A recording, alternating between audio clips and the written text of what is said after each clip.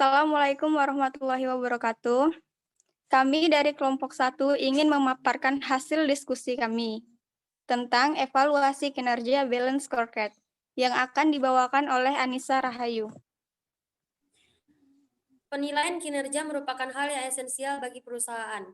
Apabila perusahaan ingin memenangkan persaingan global yang semakin ketat, maka kinerja organisasinya harus mencerminkan peningkatan dari satu periode ke periode tertentu. Jelas, pengukuran kinerja secara finansial saat ini tidak cukup untuk mencerminkan kinerja organisasi yang sesungguhnya, sehingga dikembangkan suatu konsep yang bernama Balance Scorecard. Balance Scorecard merupakan alat untuk mengukur kinerja suatu organisasi yang dapat dilihat dari 4 perspektif. Kalian bisa lihat di layar ini. Balance Scorecard ini pada dasarnya merupakan penerjemah strategi dan tujuan yang ingin dicapai oleh suatu perusahaan dalam jangka panjang, yang kemudian diatur secara berkelanjutan.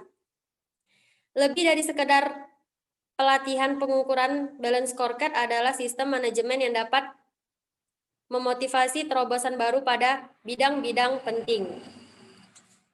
Selanjutnya akan dibacakan oleh Atika Suri. Baik, selanjutnya itu ada perspektif keuangan atau financial perspective. Perspektif keuangan erat kaitannya dengan pemasukan dan pengeluaran perusahaan. Dengan kata lain, perusahaan harus mampu mengolah keuangan dengan baik agar keuangannya terus stabil. Misalnya, biaya operasional, biaya produksi, biaya bahan baku, biaya tenaga kerja, termasuk keuntungan dari aktivitas penjualan. Baik pemasukan maupun pengeluaran, keduanya harus dicatat secara runtut dan jelas, agar pihak keuangan dapat mengamati laju pertumbuhan keuangan dari perusahaan yang bersangkutan. Selanjutnya ada 3 pokok tolak ukur dalam perspektif keuangan, yaitu pertama ada pertumbuhan dan pertambahan yang didapatkan selama proses bisnis berlangsung. Yang kedua ada penurunan aset ke arah yang optimal dan memaksimalkan strategi investasi. Yang ketiga ada penurunan biaya dan peningkatan produktivitas kerja. Selanjutnya ada customer perspective atau perspektif pelanggan. Customer perspective atau perspektif pelanggan berkaitan erat dengan cara perusahaan melayani pelanggan. Dalam hal ini, setiap pelanggan harus diperlakukan secara layak. Dengan begitu, mereka merasa puas atas pelayanan yang diberikan. Adanya pelayanan yang bagus tentu akan meningkatkan loyalitas konsumen terhadap perusahaan. Sebaliknya, apabila pelayanan buruk, konsumen pasti mencari perusahaan lain yang memiliki sistem yang lebih bagus.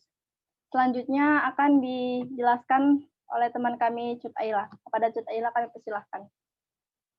Baik, selanjutnya terdapat internal proses perspektif. Dalam internal proses perspektif, perusahaan menilai seberapa besar ukuran dan sinergi dari setiap unit kerja. Untuk mengukur poin ini, pemimpin perusahaan harus rutin mengamati bagaimana kondisi internal dalam perusahaan. Apakah semuanya dijalankan sesuai dengan metode yang ditetapkan atau malah melenceng dari peraturan?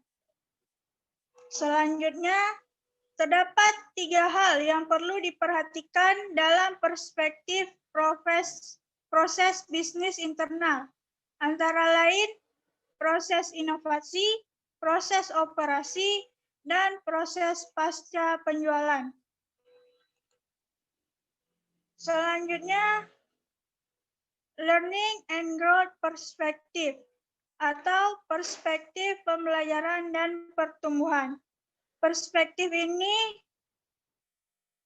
menuntut perusahaan untuk mampu membangun sistem yang memungkinkan adanya pengembangan SDM, sistem organisasi, dan sistem informasi sebagai kunci peningkatan kinerja perusahaan secara berkesinambungan. Karyawan menjadi elemen penting yang harus dijaga perusahaan. Tanpa adanya karyawan, proses pertumbuhan dan perkembangan perusahaan akan menghadapi banyak kendala. Karyawan juga berfungsi sebagai pendukung dalam perspektif keuangan dan pelanggan. Karena itu, apa yang direncanakan perusahaan dapat mencapai target yang maksimal. Selanjutnya, ada 3 hal yang dijadikan tolak ukur dalam perspektif learning and growth. Yang pertama, kapabilitas atau kemampuan karyawan. Yang kedua, kemampuan mengelola sistem informasi. Dan yang terakhir, motivasi, dorongan, dan garis tanggung jawab. Selanjutnya, saya berikan kepada moderator. Selanjutnya ada 3 tahapan dalam membuat balance scorecard pada bisnis. Antara lain, 1. Identifikasi tujuan strategis. 2. Buat peta strategi. 3. Ambil tindakan. 1. Identifikasi tujuan Anda. Langkah pertama untuk membangun balance scorecard adalah mengidentifikasi tujuan strategis untuk setiap perspektif bisnis.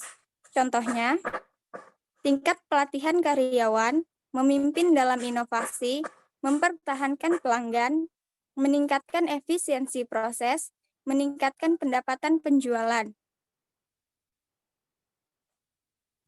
2. Buatlah peta strategi. Membuat peta strategi yang berguna untuk mengkomunikasikan strategi organisasi dengan cepat dan menunjukkan bagaimana setiap departemen, tim, atau individu berkontribusi pada tujuan perusahaan yang lebih luas. 3. Ambil tindakan. Langkah terakhir adalah menguraikan matriks spesifik yang akan Anda gunakan untuk mengukur keberhasilan untuk setiap sasaran strategis. Kuncinya di sini adalah untuk membuat daftar ukuran untuk setiap tujuan dengan menuliskan angka produksi saat ini bersama dengan nomor strategi. 7. Fungsi balance scorecard. 1. Perencanaan strategis yang lebih baik. 2. Peningkatan strategi komunikasi dan eksekusi. 3. Penyelarasan proyek dan inisiatif yang lebih baik. 4. Informasi manajemen yang lebih baik.